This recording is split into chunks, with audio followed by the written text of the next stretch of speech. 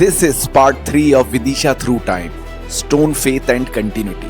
Vidisha's history after Ashoka was not written in one line. It was carved in stones, temples and landscapes. After the Mauryan age, Vidisha was known as Besnagar. Here stands the Heliodorus pillar, dated to the 2nd century BC, erected by Heliodorus, a Greek ambassador and dedicated to Vasudeva Krishna, a rare testament to devotion crossing cultures and borders.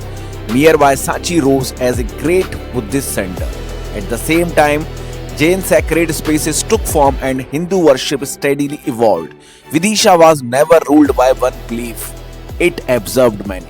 Under the Gupta Empire, Vidisha entered its classical age. The Udaygiri caves reveal some of the earliest fully developed Hindu iconography. Here astronomy, kingship and religion were carved into the hills. At Gyaraspur, temples like Mala Devi reflect advanced temple design. The Hindola Toran stands unique, a rare gateway structure showing experimentation in early medieval Indian architecture. During the Parma dynasty, Vidisha and its surroundings gained renewed importance.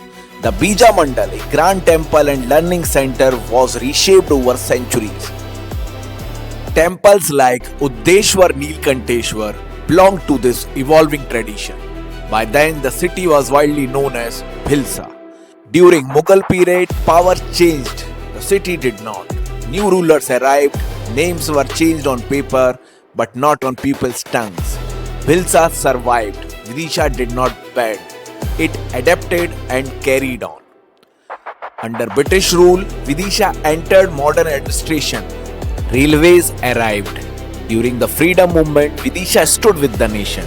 Among the remembered is Raghuveer Charan Sharma, a Swatantrata Senani from Vidisha. From ancient pillars to medieval temples, from sacred hills to freedom struggles, Vidisha was never frozen in time. It evolved quietly, continuously. This is Vidisha Through Time. This is People of Vidisha.